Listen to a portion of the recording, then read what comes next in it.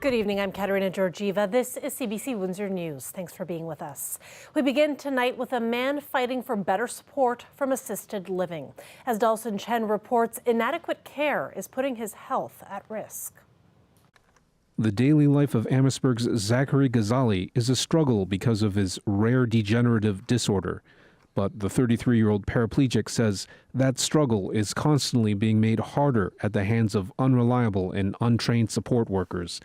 Ghazali is going public about what he describes as years of poor care under the disability support organization that's meant to help him, Assisted Living Southwestern Ontario. It's been progressively getting worse over time. I know that I have a hard time talking. And some people can't understand me, and I understand that. I get that. But if your job is supposed to understand me, and you can't understand me, and you're guessing at everything, that's a big problem, and that's hurting a lot. Ghazali requires help with all activities of daily living, from getting in and out of bed to preparing meals. He and his mother allege that staff members assigned to care for him are often late or have even missed care times entirely. That's a health risk due to Ghazali's diabetic condition. Even worse, Ghazali says he's been served raw chicken in his meals. And most dangerously, he says he's been injured by support workers who don't know how to lift and move a disabled person. His mother, Bernadine Damphouse, says that's the most pressing issue. It's his well-being at risk. If they can't transfer him, and one fall can finish Zachary. One fall. If he breaks his arm and he can no longer transfer, that's his life. That's big game changer. Assisted Living Southwestern Ontario declined to be interviewed by CBC Windsor or to address any of Ghazali's allegations. Longtime Windsor disability advocates Peter and Denise Best say they have a positive view of ALSO in general, but Ghazali's situation is unfortunately not unique. The people we're talking about with severe disabilities, multiple disabilities, they're the most vulnerable people. Those are the ones who need help.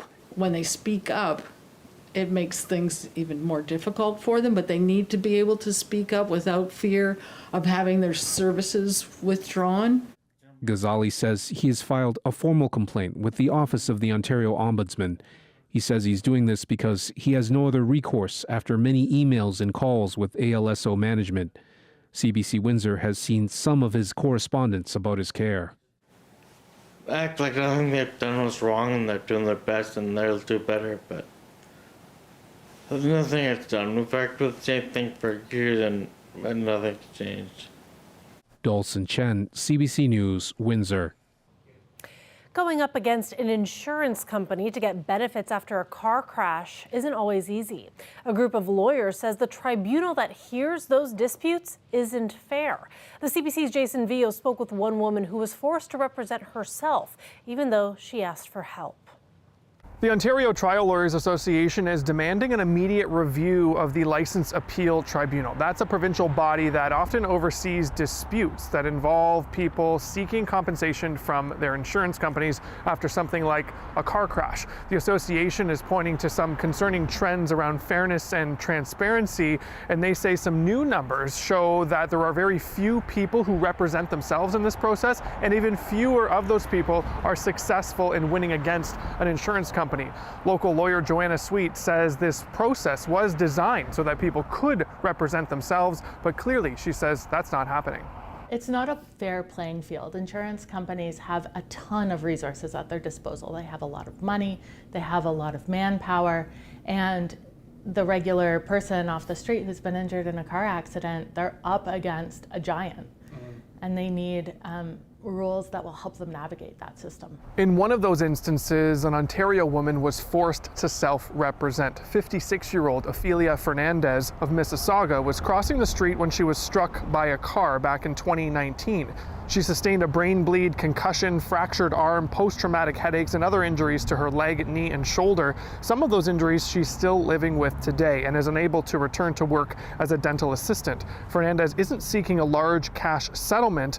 Instead, she's looking to have the insurance company agree with her catastrophic impairment designation. That would give her access to up to $1 million in medical benefits for the rest of her life. Without it, she would be limited to a maximum of $65,000 for up to 5 years. Here's where things got difficult for Fernandez. 2 days before that hearing in 2023, she says there was a breakdown in the relationship with her lawyer at the time, so she hired a new one, and that lawyer tried to get an adjournment so that she could be caught up on the case and represent her client. But the adjudicator in that case denied that motion and forced Fernandez to represent herself. Now, since the accident, she says her English has gotten worse and she's unable to speak it fluently. And she says during the process, she felt hopeless and pressured and didn't know what she was doing. She says she couldn't comprehend what was going on. Her new lawyer, Julia Valero-Peguero, says the process she was given wasn't fair. The transcript made it very clear that Ms. Fernandez didn't know what she was doing, pled multiple times, crying at times, asking for her lawyer, pleading, saying things like, "I don't understand, I want my lawyer present." At the end of that hearing, she got nothing, and the insurance company won. So afterwards, her new lawyer, Valero-Peguero, filed a motion with the Ontario Superior Court saying she didn't get a fair shake at that process. And the judge agreed and ordered a new hearing before that tribunal. Now, this one case is evidence the Ontario Trial Lawyers Association says points to fairness issues around the tribunal, and one of the reasons they say they want it to be reviewed immediately. Jason Vio, CBC News, Windsor. Colette Kennedy is with us now for a quick look at weather. Colette, I saw a few snowflakes in the sky earlier today, but they did not stick around for long. Yeah, and I think we're going to be finding that changing a little bit here as we go through the overnight and early tomorrow, these hours where we'll get a little bit of snow, a few centimeters or so. I'm going to give you more details on that. Just showing you the radar right now. Yes, we've had the cloud cover, a few flurries, but we'll see this intensifying a little bit, and then we'll get into some of that light snow, or at least periods of light snow. The temperature's at -1 right now. It's going to be nearly steady here. We do have a breeze kind of from the east to northeast. We'll put it at 0 for tomorrow. And when I come back, we'll look at more specific accumulations and some advisories in southwestern Ontario. Sounds good. Thanks, Colette. You're welcome. Up next, a new pilot project has launched in the downtown core with promises to transform the area. Chris Ensing takes a look. You're looking at the next part of the plan to help get people downtown, lockable garbage bins. For some, this new approach to trash sounds like a treasure. It excites me more than I should be excited about garbage.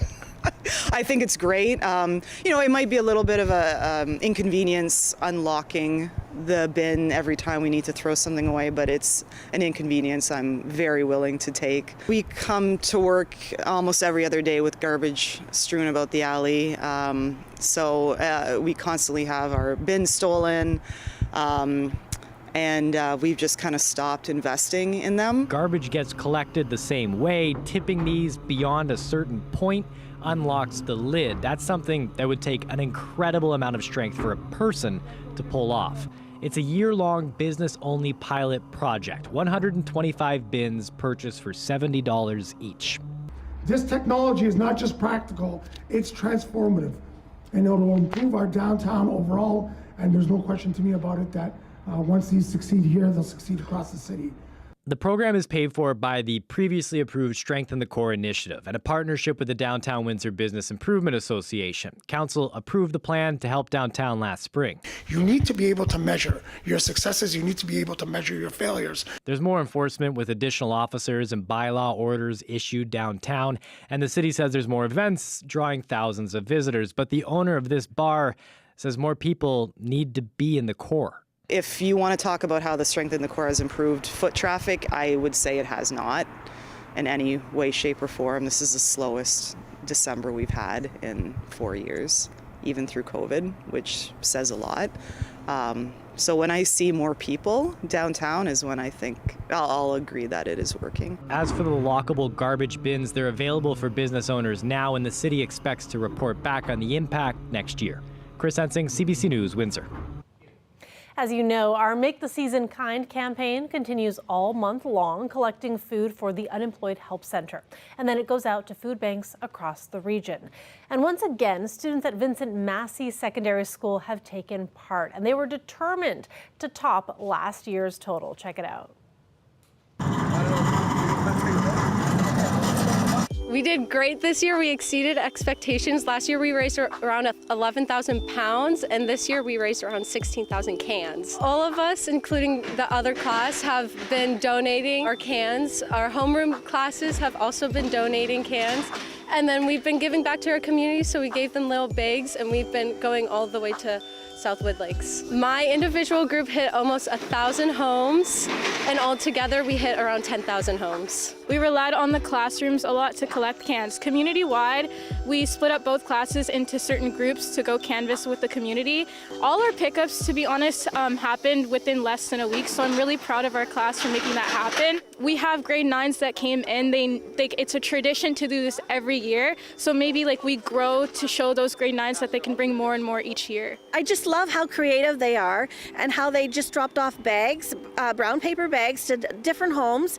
So they didn't only involve the school and students, they involved their neighbors and community. It went way above and beyond what they have ever done up till now. I believe they brought in 18 tote bins. It's really nice to see the younger generations kind of being aware of what's going on in our community about the food insecurities. As over the last year, we've had an increase of 27% of first-time users, which is huge. I mean, when you hear first-time users, this isn't talking about people that regularly. This is first-time people coming to me and asking for help. You know, we're seeing different faces. It's not just your typical, person on assistance or disability. All walks of life, seniors, working people. Hunger just does not discriminate. Dale Molnar is back in studio with me now because Dale is retiring tomorrow. So all week we have been taking a look back at your illustrious career, Dale.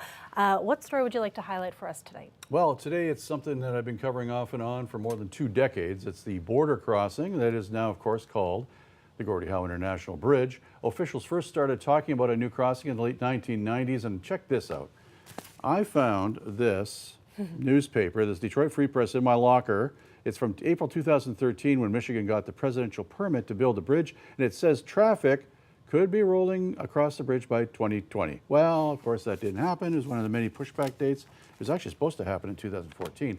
In 2005, the process to select the site for the new crossing began, and it was called the Detroit River International Crossing Study. And it wasn't necessarily going to be a bridge. Former Windsor Mayor Mike Hurst had a campaign going to twin the rail tunnel to handle cars and trucks. And it took several public meetings to land on the actual site for the crossing, then the environmental assessment process, and of course, the legal battles in Michigan with Ambassador Bridge owner Matty Maroon. And here's an excerpt from that 2013 story I told you about. This is one of those few situations where you should just be happy. And happy was what Governor Snyder and the Canadian and American officials were. Friendship that didn't go unnoticed by the governor, who thanked Canada for paying the cost of the $980 million bridge. So that's the story I did there at that news conference. And you saw Gary Dewar there. He was the ambassador to the U.S. I knew him when he was Premier of Manitoba when I worked out there in the late 80s. And you heard him, you heard us mention that the price tag was $980 million. Well, now that's ballooned to $6.4 billion. And in that report, he also said traffic would be flowing across the bridge in 2020. Well, Kat, I thought that I would be able to cover this, but of course, I won't be able to. I know you're leaving us, Dale. I'm leaving, yeah. So. But it's for a good reason, and tomorrow is your last day, so we will be back here tomorrow night with Dale for one more chat before you embark on your next adventure. Absolutely. And before we go to break, though, if you love the holidays or you love dogs, this next video is guaranteed to make you smile. Take a look.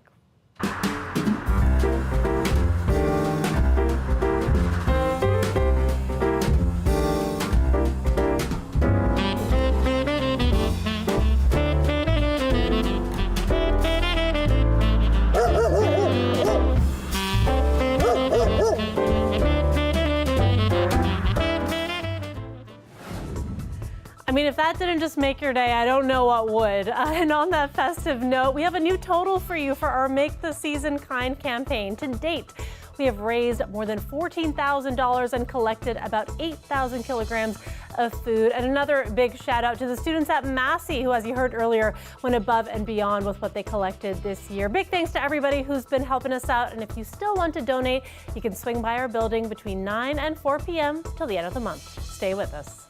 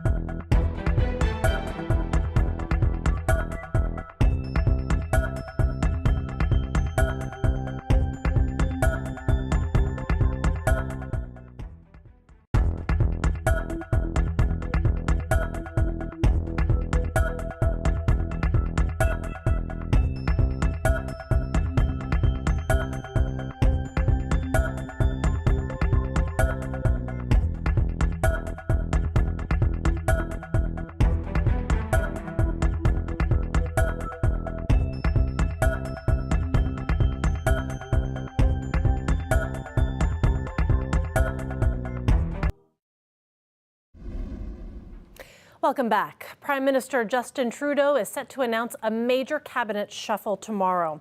There's been plenty of turmoil within the Liberal caucus, and a number of ministers have left. Several members of the Prime Minister's front bench have been doing double and even triple duty as the calls for Trudeau to resign get louder. CBC's Ashley Burke reports.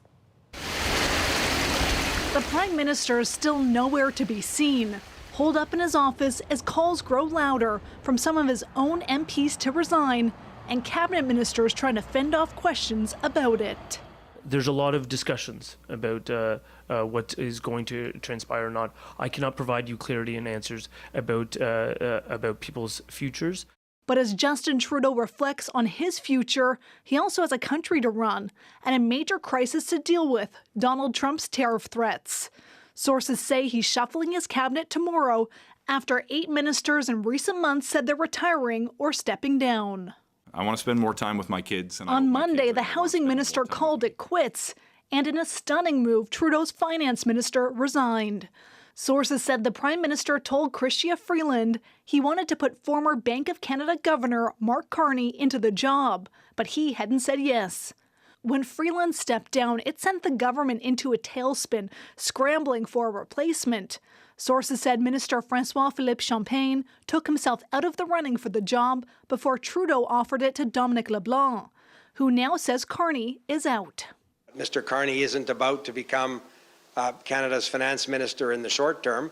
The Prime Minister asked me to start that work and to get ready for a budget in the spring. Sources say Trudeau's cabinet shuffle tomorrow is consequential and involves at least 10 people. Have you been told at all? I read it. I read it in the news, and speculation is speculation, and we'll see. Like I got no idea. But since his comment yesterday, CBC News and Radio Canada have learned he's being tapped for housing minister and David McGuinty as public safety minister. This cabinet shuffle is one way for the Prime Minister to try and calm the waters and buy himself more time to figure out if he'll stay or go. Ashley Burke, CBC News, Ottawa.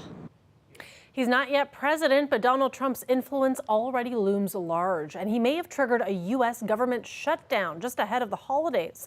Trump and billionaire Elon Musk are forcing the Republicans to renegotiate a bipartisan budget plan. Richard Madden has the details.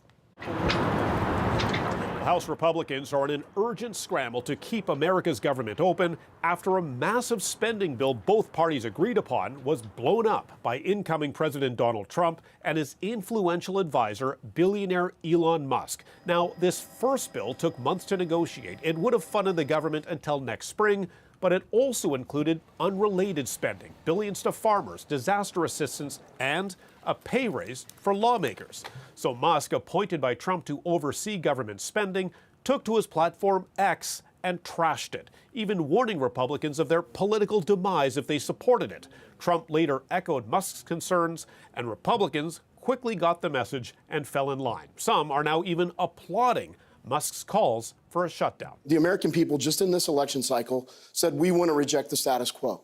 And frankly, what you saw is like, why are billionaires like Elon Musk, Donald Trump, and Vivek Ramaswamy connecting more with regular working class people? Voters in my district weren't calling. I had no calls all week to say, please vote for this.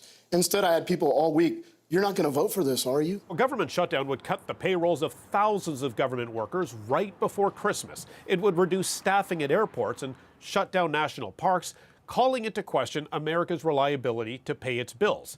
Democrats blamed the chaos and dysfunction on Republicans, some questioning who's actually in charge of their party, Trump or Musk. Do you believe we're headed towards a shutdown?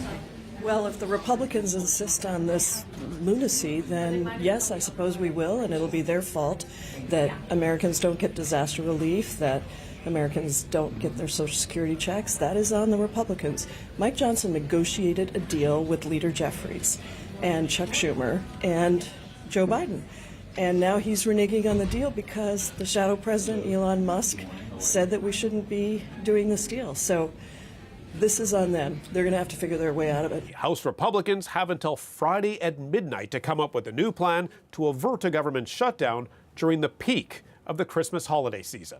Richard Madden, CBC News, Washington.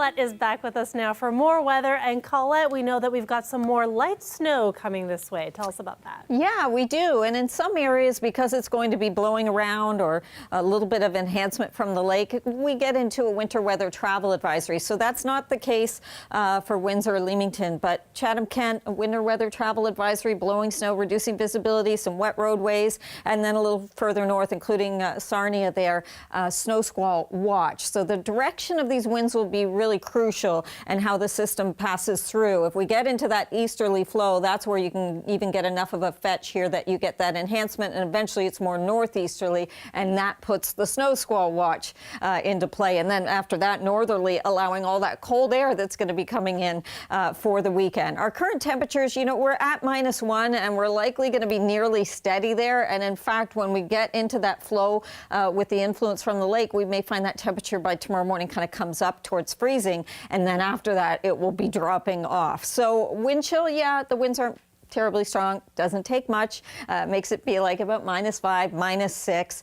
Some light stuff, some flurries, a lot of cloud cover, and this is then the kind of next wave coming in. So this is a clipper system. It moves quickly, and that will be the case, but getting into some periods of light snow through the overnight and into early tomorrow morning, likely some breaks in there too, but at times could see how it just gets a little bit darker there on the screen, a little darker kind of purple. You get some enhancement too. Over towards the Niagara region, they'll be seeing that coming in off the lake. What's nice about this is once we get rid of it, okay, yeah, we've got that colder air dropping down Friday night and for the weekend, but we'll get some sunshine in here too. Highly localized where the lake effect will cause some of those squalls. So elsewhere, there will be sunshine for Saturday. We'll have some into Sunday as well. The totals for Windsor, I'm thinking we're more in that 2 to 4 centimeter range, but you can see with the enhancement, as long as this tracks the way it looks like it's going to, we get closer to that 4 to 8 for both Chatham-Kent and up towards Sarnia as well. Overnight tonight then, I said that temperature stays nearly steady. You see that as we stick around that -1, coming up to around 0 into Friday. Just allow some extra time. I know we're getting closer to the holidays. If you're going to be doing some traveling, be aware that Friday could be a little messy, and then it's certainly going to be cold. Anything wet on the roads will be freezing with -7 Friday night. First day of winter, -4, the high on Saturday, and then -12 Saturday night. So a really chilly start to Sunday as well, Katerina. Yeah, it really wants to let us know that it really is winter, right? Yes, I mean, let's show up. Exactly. Thanks, Colette. Thanks to you all for watching. We'll see you tomorrow. Good night.